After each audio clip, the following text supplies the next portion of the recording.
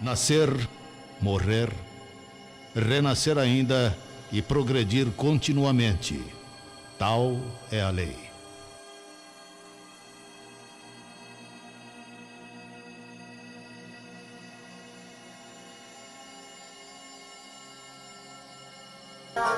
Tá aí, são 13 horas pontualmente, 13 horas em Araçatuba e também... Oi?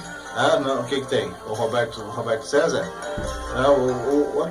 Vou puxar mais pra lá um pouquinho? Não vai. Só impor, não, mas aí não atrapalha não. Aí tá certinho ali.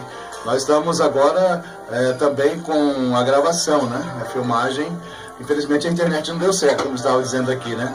Não deu certo, mas nós estamos filmando aqui para pôr no site A Voz do Espiritismo.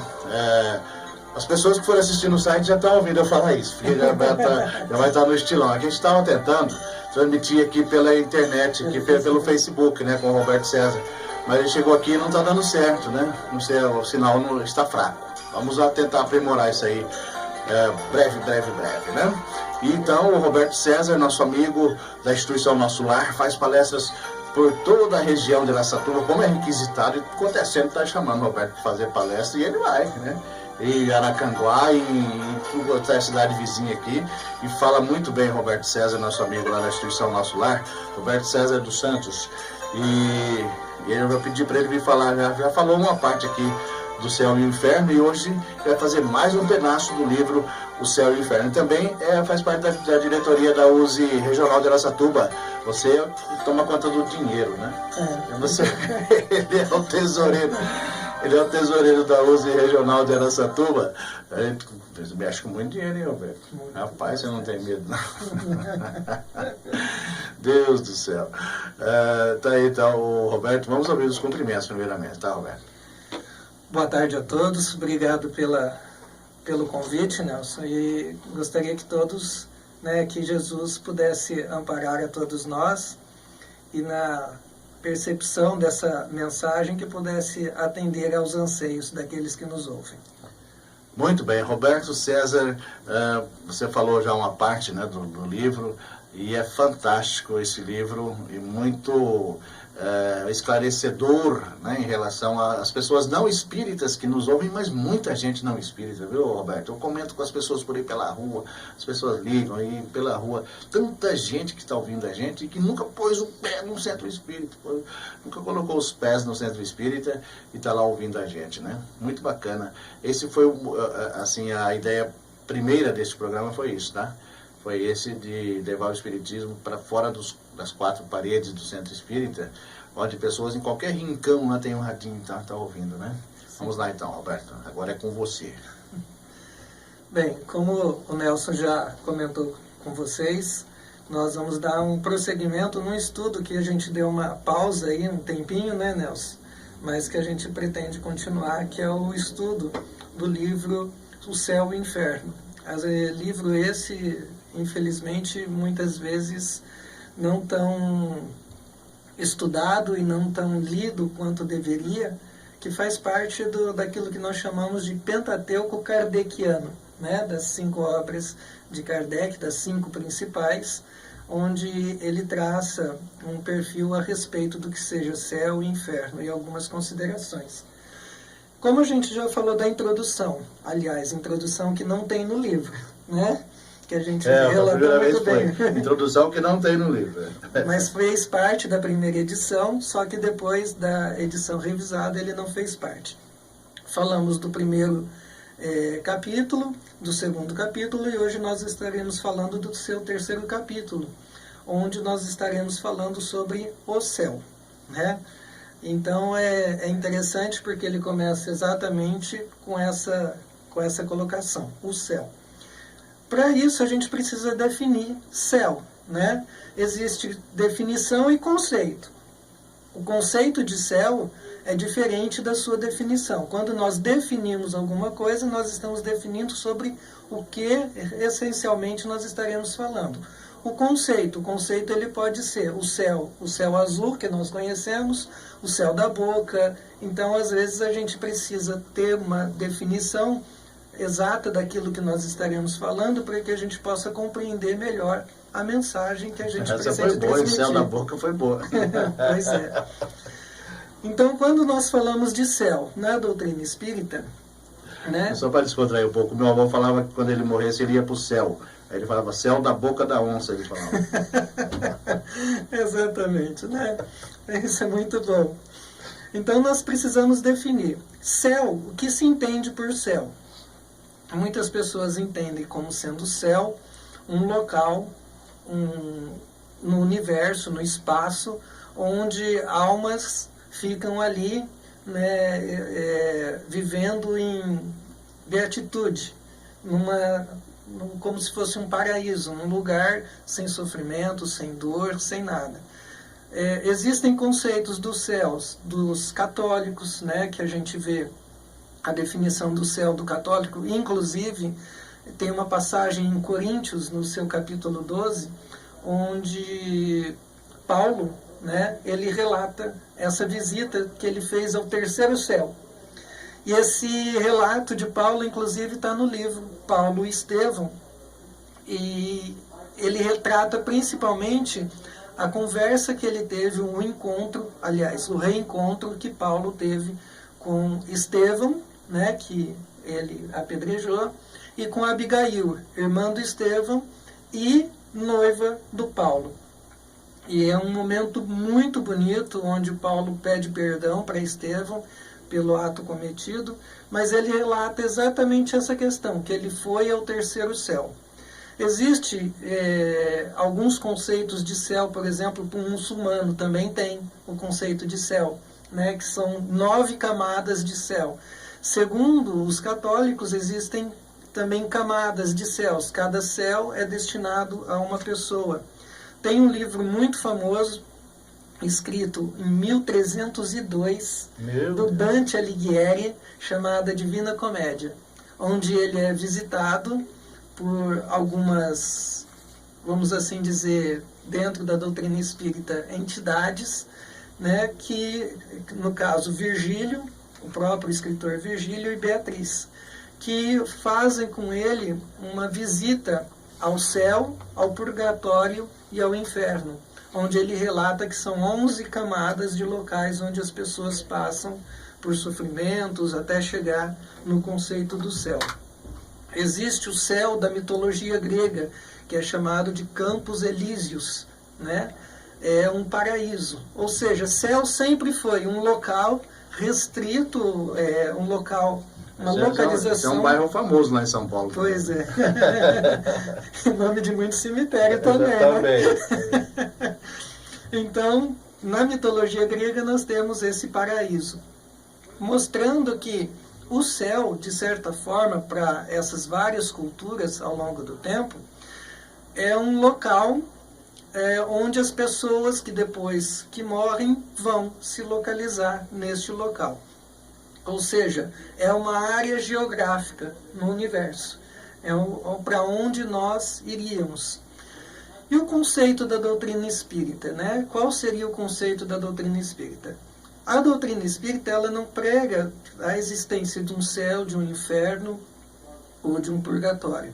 Ela fala que os espíritos, principalmente Kardec coloca nesse capítulo do céu e do inferno, quando ele fala do céu, que os espíritos, eles povoam o universo como um todo, e eles se reúnem em grupos de acordo com suas afinidades, não tendo um local, uma localização geográfica específica onde seja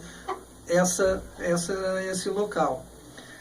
E o mais interessante é que nós temos que perceber, nós enquanto seres humanos, nós temos uma questão muito interessante. Nós precisamos dimensionar as coisas, nós precisamos qualificá-lo, nós precisamos identificar com coisas que nós possamos entender. Quando nós falamos em Deus, normalmente há uma confusão natural de que Deus seria Jesus, Jesus seria Deus. É uma confusão natural. Mas a doutrina espírita é que Deus, causa primária de todas as coisas, inteligência suprema, que permeia todo o universo. E Jesus é um espírito, assim como nós, de alta envergadura espiritual. Segundo os espíritos, né, quando Kardec questiona qual o espírito mais evoluído que já esteve aqui conosco, e eles são categóricos em afirmar: vede Jesus, né? Então, mostrando que Jesus é um espírito de alta envergadura, é um espírito muito evoluído. Porque também tem tantos outros, né, Roberto César? Sim. Aqui no nosso mundo cristão, né, tem muitos outros, né? Mas principalmente para outras bandas aí, para outras religiões não cristãs, né? Existe também, né? Tantos outros bastante evoluídos também. Muito evoluídos, por sinal, né? Mas segundo aí a resposta para Kardec, o mais evoluído de todos no planeta Terra é Jesus, né? Exatamente. Então, o que a gente tem? Nós precisamos de coisas que firam os nossos sentidos para que a gente possa compreender, porque somos materiais, né? Então, a ideia de Deus, a gente entra naquela questão do antropoformismo, né? Deus é um senhor, um velho, de barbas brancas, cabelo branco, que fica sentado num trono observando tudo. E essa questão de céu passa por essa situação também, onde fora do nosso campo de visão, no céu mesmo, né, esse céu que a gente conhece, nós teríamos ali, fora das imediações do nosso planeta, nós teríamos a figura de Deus observando o nosso planeta. Então a gente vê que é como se ele estivesse além dos limites do globo e ali ele ficasse cuidando da gente. Mas aí a doutrina espírita ela vem demonstrar, através das observações e que a ciência nos proporciona principalmente, que isso é uma ideia errônea com relação a essa questão da Terra, porque a gente sabe que a Terra não é o centro do universo. A Terra é um planetinha que fica na galáxia que nós conhecemos por Via Láctea. Galáxia essa que é gigantesca, de um tamanho que a gente sequer imagina. Um planetinha que, aliás, ele viaja a uma velocidade de aproximadamente 109 mil quilômetros por hora ao redor, né, ao redor do Sol, onde ele vai demorar 365 dias para fazer essa viagem. Nós estamos, inclusive, o dia nosso, que dura 24 horas, nós estamos numa rotação de 1.666 quilômetros por hora. Ou seja, nós estamos numa velocidade vertiginosa, né, que a gente nem se percebe o giro que a gente está dando. Mas o que é interessante é que é de lado de cima de tudo quanto é lado, de ponta cabeça e de lado para o esquerdo, lado direito, de cima e para baixo, para todo lado. Então. Pois é. Porque é dia assim e dia assim, né? Exatamente. E aí, então, nós estamos em rotação, em translação, e para que a gente possa entender é isso que eu estava dizendo. Né? O tamanho do nosso universo, da nossa galáxia, nós estamos viajando a uma velocidade de 220 quilômetros por segundo ao redor do centro da galáxia. O centro da galáxia nossa, no caso onde nós estamos localizados, que é a galáxia que nós chamamos de Via Láctea, para a gente chegar até ela, nós teríamos que viajar 26 mil anos-luz para chegar ao centro dessa galáxia. Então a gente acha que é tudo pequenininho. 26 mil anos-luz é um número gigantesco em termos de quilometragem. Então nós reduzimos Deus a uma condição humana tal qual nós somos. Só que Deus é muito maior do que a gente imagina. Para vocês terem uma ideia, Andrômeda, que é outro sistema, é outra galáxia, a mais próxima do nosso sistema aqui, ela está distante 2,54 milhões de anos-luz. É a galáxia mais próxima. Então é muito longe. Então é muito distante. Então a gente observa que nós colocamos Deus, reduzimos Deus a uma condição muito pequenina, né? E nós tentamos localizar o céu numa região que a gente sequer sabe, tem condições de mencionar. A gente não consegue calcular isso, né? Então a gente precisa entender que essa questão de céu, essa definição num ponto geográfico é impossível de ser feito, né? Por conta dessa imensidão.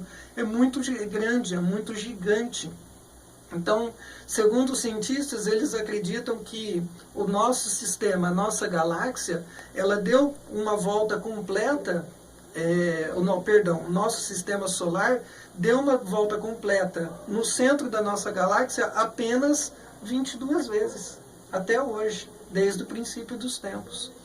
Então, é muito grande, é gigantesco, é imenso. Nós não podemos limitar Deus a essa condição. Eu sei que está com o tempo curto, mas é rapidinho. A gente tem que respeitar, né, o modo de pensar das pessoas, mas Sim. Eu tenho um amigo no Facebook que se declarou ateu e tal, né, ele até puxou uma certa discussão numa boa, né, comigo, mas eu evitei, sabe, o Roberto? Mas é uma pessoa boa, isso não quer dizer que é uma pessoa ruim, não, é o modo de pensar da pessoa. Mas como é que pode, né, tudo isso que você falou, né, ao acaso, né, foi por acaso, não tem ninguém que controla isso ou que criou isso, né? Exatamente. Então nós restringimos o céu, restringimos a Deus, restringimos tudo. E a doutrina espírita vem nos libertar exatamente dessa concepção pequenina, é uma concepção muito pequena que nós temos a respeito dessa situação. Então nós reduzimos Deus, porque nós medimos Deus com a nossa régua. E a nossa régua ela é falha, totalmente falha nesse sentido.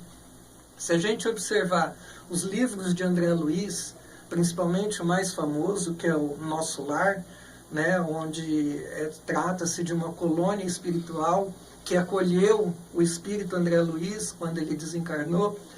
Então ele vai demonstrar que no mundo espiritual os espíritos se reúnem por afinidade, né? Formam-se grupos para que eles possam ali em conjunto trabalhar em prol do seu desenvolvimento, da sua evolução e daqueles que ficaram aqui na Terra. Então esses espíritos estão presentes em todos os lugares. O céu nada mais é do que esse universo todo que nós estamos mergulhados. Então o céu pode ser considerado todo esse campo, toda essa localização geográfica onde nós estivermos. Tem também relatado nesse livro do André Luiz um lugar muito conhecido pelos espíritas, chamado de umbral. Né? o temido ou querido, né? Não, umbral é temido, né? Nosso lar que é querido, né? Exatamente. E o mais interessante é que umbral, se a gente for observar o termo, o significado, significa porta. É uma porta de uma passagem. Ou seja, umbral nada mais é do que você se transferir do mundo físico para o mundo espiritual. E por ali você tem que passar. Porém, para que você possa continuar a sua jornada, ascender, vamos assim dizer, a esferas espirituais mais elevadas, você precisa deixar para trás mágoas, ressentimentos, egoísmo, orgulho. Então, tudo isso te puxa para baixo, né? E nós sabemos, a doutrina espírita demonstra isso, que nós temos esferas espirituais que elas são concêntricas, elas formam círculos ao redor do nosso planeta. Quanto mais elevada a esfera espiritual, mais elevado o espírito que ali reside. Então nós temos nosso lar, ele fica numa dessas esferas espirituais, e onde André Luiz foi levado. Várias obras do André Luiz, ele relata de colônia, ele fala de colônias espirituais, postos de socorro que ficam próximos aqui à esfera da Terra, para acolher os espíritos necessitados. Aqueles que já compreenderam, que já desencarnaram, aqueles que já compreenderam a situação que se encontram, e eles são então atendidos nesses postos, para que depois se preparem para uma nova encarnação, para um novo processo reencarnatório. Nós temos também um livro que eu gosto muito, já falei dele aqui, né, muitas vezes, Nelson, que é o Cartas de uma Morta, onde Dona Maria João de Deus, mãe do Chico, ela relata também que ela está vivendo nesse mundo espiritual. E tem um capítulo especial que ela fala que o Chico pediu para ela informações a respeito de onde ela morava. E ela fala que o lugar que ela morava, ela chamava de dessa esfera espiritual, que ela tinha passado, só recentemente, isso em 1935, quando foi psicografado o livro, ela tinha passado para a segunda esfera espiritual. Então, ela conseguiu, a duras penas, segundo ela, passar para a segunda esfera espiritual. Tem livros do Emanuel Swedenborg, por exemplo, que é precursor, ele antecede a Kardec, ele relata esse mundo espiritual, existem várias obras dele onde ele fala desse mundo espiritual, que tem construções, que tem locais onde os espíritos são abrigados, existem famílias que ali convivem. Tem um livro muito bom, muito importante, de Ernesto Buzano, chamado Fenômenos Psíquicos no Momento da Morte, e também o Crise da Morte, onde ele traz relatos de pessoas que estão em processo de desencarne, que conseguem vislumbrar o mundo espiritual. Então ele fala de pessoas que inclusive que eram evangélicas. Tem um famoso de uma menina cujo pai era da igreja metodista, e ela relata, não existe o além. O além é aqui, né? Eu estou vendo ali, estou vendo inclusive meu irmão que já morreu antes de mim, que está aqui, ele vem falar comigo, vem explicar todo o processo que está acontecendo. E não era espírita, né? Então, mostrando que esses fenômenos não acontecem só com o espírita, não. Então, nós vamos ver que nós, na condição de espíritos encarnados, nós regressamos aqui na Terra para poder fazer esse processo de aprendizagem, para que a gente possa, através da reencarnação, adquirir recursos para que a gente possa prosseguir, possa evoluir. Quando a gente desencarna, o mais temido quando a gente morre, né, como disse costumeiramente, como você falou que é dedicado esse programa a pessoas que não são espíritas, né, também, quando nós morrermos, nós vamos para o mundo espiritual e lá nós vamos buscar recursos para que a gente possa seguir, para que a gente possa seguir adiante na nossa jornada. Então Kardec coloca muito bem isso. O céu não é um lugar localizado geograficamente. O céu nada mais é do que um estado de espírito da nossa parte, né?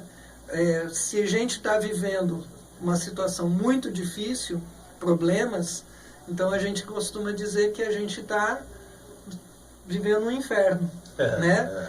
Quando a gente está vivendo uma situação boa, agradável, a gente costuma dizer que a gente está no céu, né? Então, o céu nada menos do que a nossa relação conosco mesmo e com as dificuldades ou com as alegrias pelas quais nós estamos passando. Lembrando que a gente só vai sofrer, segundo os Espíritos explicam, na questão 614 do Livro dos Espíritos, a gente só sofre quando a gente se desvia da lei natural. A lei natural é a única verdadeira que está escrita na nossa consciência. Muito bom, que beleza. Depois a gente vai demorar mais muito para voltar nesse assunto aqui com a gente, não, Roberto? Né? Eu só quero que, não precisa fazer aquela prece normal que faz, não, é só as suas despedidas, né? Para os nossos ouvintes. Aurélio Rosalino vem aí, tá? Com músicas bonitas com a Maria Rosa, né? Eu, Você e a Saudade. Músicas bonitas aqui na sequência da programação da Rádio Bandeirantes. As despedidas, então, do Roberto César. E depois a gente marca um tempo mais comprido também, né, Roberto? Tá? As suas despedidas e, na sequência, o encerramento do nosso programa de hoje.